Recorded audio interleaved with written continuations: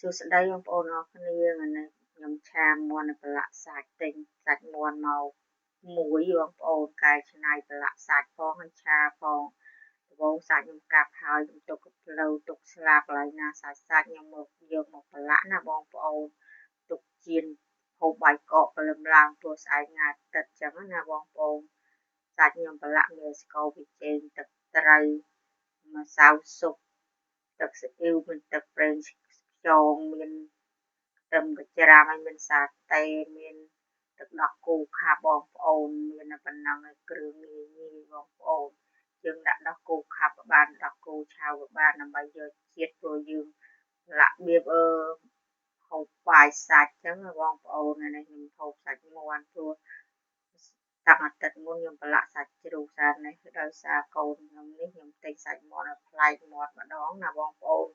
ព្រោះយើងទិញបាយផ្លូវមាន់បាយសាច់មាន់ថ្លៃជាងសាច់ជ្រូកបងប្អូនអញ្ចឹងយើងធ្វើខ្លួនឯងដោយសារជ្រូកខ្ញុំនៅដាក់ក្នុងទូទឹកកកហើយទឹកខ្លាច់នោះក៏នៅឥឡូវយើងថាប្រឡាក់សាច់មាន់ទុកជៀនព្រលឹមឡើងធ្វើបាយសាច់ហូបឲ្យឆ្ងាញ់មាន់ម្ដងណាបងប្អូនទិញពីថ្លៃជួនអត់ឆ្ងាញ់ទៅលើធ្វើខ្លួនឯងឥឡូវប្រឡាក់សាច់ហើយក៏មកឆាសាច់មាន់ទុក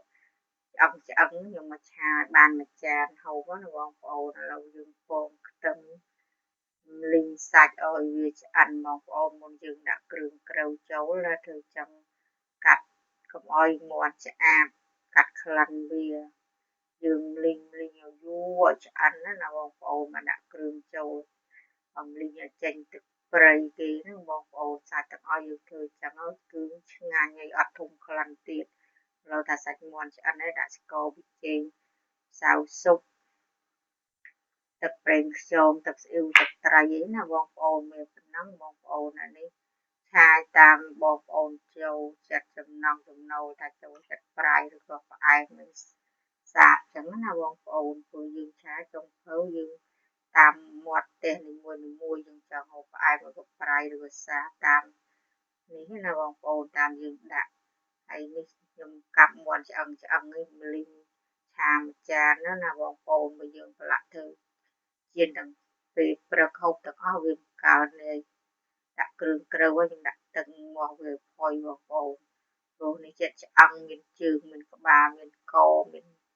អីចឹងណាយើងមកចេញជាតិឥឡូវថាវាឆ្អិនហើយខ្ញុំដាក់លខ្ទឹមតែប៉ុណ្ណឹងរួចជាការស្រេចបងប្អូនមើលនងបងប្អូននោះបានជាកែវកាន់តែជាតិហ្មងបងប្អូនអូនងណាបងប្អូនមកហូបមួយខ្ញុំទាំងអស់គ្នាហាពេលល្ងាចដល់ឆ្ងាញ់ណាបង